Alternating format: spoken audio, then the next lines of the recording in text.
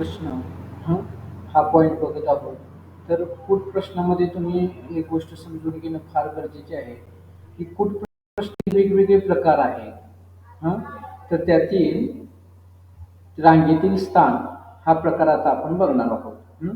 त्याच्यामध्ये भरपूर प्रकार आहेत बरं का. मी तुम्हाला सगळे प्रकार हळूहळू तुम्हाला मी शिकवणार आहे. तर रांगेतील स्थानाचा विचार करत असताना नेहमी एक गोष्ट लक्षात ठेवायची. जो प्रश्न दिलेला आहे तो प्रश्न शांतपणे वाचून त्या पद्धतीनं मांडणी करता आपल्याला आली पाहिजे. आणि ती मांडणी करता आली की ऑटोमॅटिक आपल्याला सगळी गणितं सुटून जातात बघा. बघा, आता इथं या ठिकाणी प्रश्न पहिला आहे की एका रांगेत तुषार 7व्या स्थानावर उभा आहे. बघा, आता ही रांग आहे समजा. हं? या रांगेमध्ये जो तुषार आहे, हं? ही या रांगेमध्ये जो तुषार आहे तो कितव्या स्थानावर उभा आहे. समजा तो इथं असेल म्हणजे तो 7व्या स्थानावर आहे. हा, तो म्हणजे तुषार 7व्या स्थानावर उभा आहे. जर मध्यभागी उभे असलेल्या अमोलचा स्थान क्रमांक 13 असेल.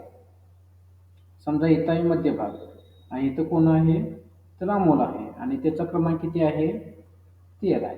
हा, म्हणजे इकडे विद्यार्थी किती असणार आहेत, इकडे विद्यार्थी असणार आहेत 12, इकडे विद्यार्थी किती असणार आहेत 12. ओके, आणि या 7 आणि 12 मध्ये कितीचा फरक आहे बघा.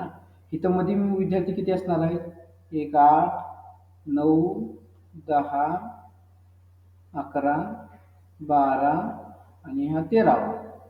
ओके, म्हणजे 1, 2, 3, 4, 5, 6 ही 6 विद्यार्थी. हं? आणि इकडे किती आहेत, इकडे किती आहेत 12 विद्यार्थी. हं? 12 आणि 6 किती झाले 18 विद्यार्थी. म्हणजे अमोल पासून इकडे जे विद्यार्थी आहेत, हा बघा, तुषार पासून इकडे जे विद्यार्थी आहेत ते किती आहेत 18 आहेत. तर रांगेच्या विरुद्ध टोकापासून तुषार कोणत्या स्थानावर उभा आहे. हं? बघा बाळांनो, विरुद्ध टोकापासून म्हणजे विरुद्ध टोक कोणतं आहे हे आहे. तर ह्या टोकापासून तो कितव्या स्थानावर उभा आहे. तर इकडं जर आपण मापायला चालू केलं इथून इथपर्यंत किती विद्यार्थी आहे 18 विद्यार्थी आहेत. आणि ह्याचा नंबर मग किती असणार आहे 19वा. लक्षात आलं का. म्हणजे 19 हा पर्याय बाळांनो येणार आहे. त्याला तुम्ही टिक करायचा आहे. म्हणजे तुमच्या लक्षात एक गोष्ट आली पाहिजे की जे काही प्रश्न आहेत, हं? त्याची अशा पद्धतीने जर तुम्ही मांडणी केली तरच तुम्हाला प्रश्न सुटणार आहे. बघा बाळांनो, जिथं तुषारचा क्रमांक जो धरलेला आहे त्याच्या खाली अशी मांडणी करायची आणि मग पुढे जायचं. हा, इथं त्या अमोलचा क्रमांक धरलेला आहे म्हणजे अमोलचा इथं धरला तर इथून असणार आहे. या सगळ्या गोष्टींचा पाहून विचार करणं फार गरजेचं आहे. आणि मग बघा, अशा पद्धतीने लिहिलेलं आहे मी मी असं बोटावर किंवा अंदाजे असं नाही मापता लिहिलेलं आहे. लिहिलेल्यामुळं आपलं काय होतंय कन्फर्म होतंय की इथून इकडे मुलं किती आहेत तर 18 आहे. मी इथून इकडे विचार केला तर ह्याचा क्रमांक किती असणार आहे तर 19वा असणार आहे. ते तुमच्याकडे पुढं उत्तर असणार आहे बघा. लक्षात आलं. हे तुम्ही लक्षात ठेवा. पुढचा प्रश्न आहे, हा आपण क्लीन करूया आणि आपण पुढच्या प्रश्नाकडे जाऊया.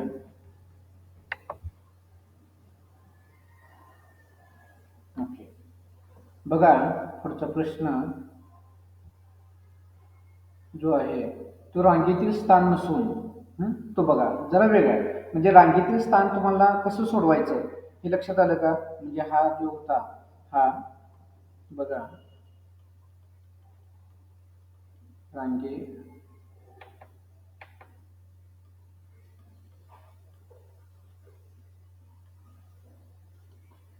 रांगेतील स्थान ह्याच्यावर होता. आता इथं बघा हा खूप प्रश्न कसा आहे बघा. 50 मीटर बाजू असलेल्या चौरसाकृती मैदानाच्या कडेने 5 मीटर अंतरावर एक विद्यार्थी उभा केल्यास एकूण किती विद्यार्थी उभे करता येतील.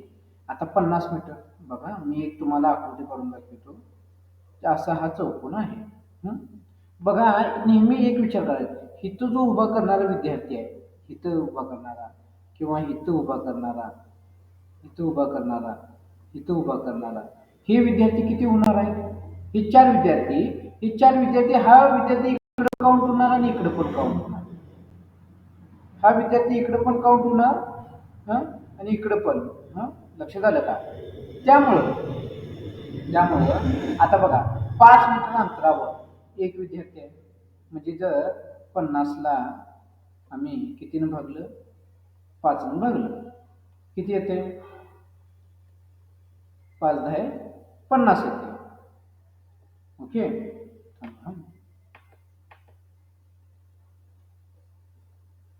ओके. आता पण इथं हा बघा, हा डायरेक्ट साधं सोपं, 5×10 किती येते? 50 येते. ओके, म्हणजे प्रत्येक बाजूला विद्यार्थी किती असणार आहे? 50 विद्यार्थी असणार आहे. मग राहिला विषय कुठला? हम्म, त्या अशी किती बाजू आहे? 4 बाजू आहे. लय विचार करायचा नाही. 4×10=40. सोपं आहे. लक्षात आलं का?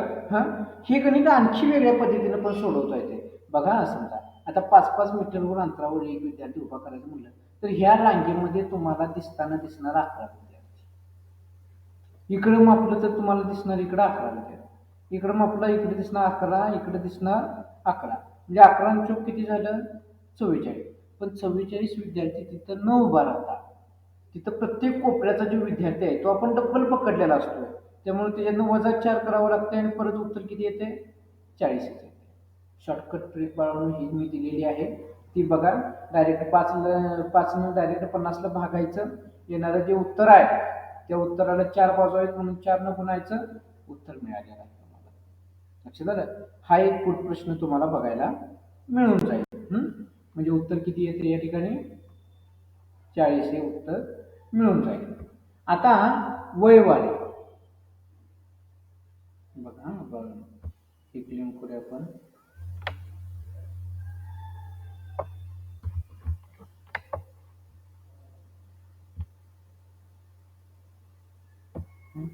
वयवारी आहे, लहान मोठेपणा आहे.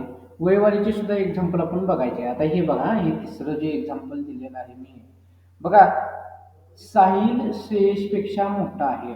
बघा, जे जे लगेच पुढे जायचं नाही, समजून घ्यायचं नाही. साहिल काय आहे? श्रेयसपेक्षा मोठा आहे. हा जो साहिल आहे, बघा, हा साहिल कुणापेक्षा मोठा आहे? म्हणजे मोठा आहे म्हणजे इकडं श्रेयसपेक्षा,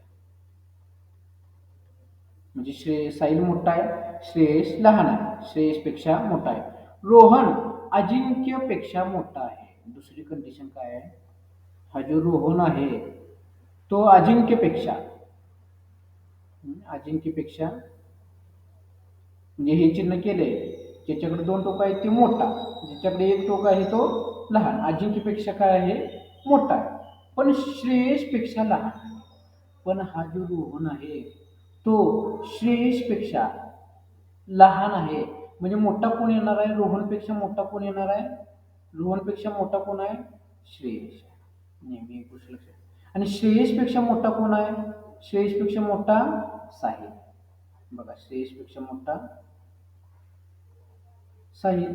हा, तर सर्वात मोठा कोण आहे? तर सर्वात मोठा कोण आहे? तर साहिल आहे. बघा, लक्षात आलं का? सर्वात मोठा कोण आहे? साहिल आहे. म्हणजे हा सुद्धा लहान मोठेपणा तुम्हाला ठरवता आला पाहिजे, हे तुमच्या लक्षात आलं पाहिजे. लक्षात आलं का विद्यार्थी मित्रांनो? आणि ह्या पद्धतीने जर तुम्ही केलं तर तुमच्या आरामामध्ये हे कूट प्रश्न सुटतील. कूट प्रश्नामध्ये आणखी आहेत बरं का, म्हणजे वयवारी आहे, दिनदर्शिका आहे, नंतर आकृत्या आहेत काही, ते सगळे आपण प्रकार कव्हर करण्याचा प्रयत्न करूया. हा, लक्षात आलं विद्यार्थी मित्रांनो? धन्यवाद.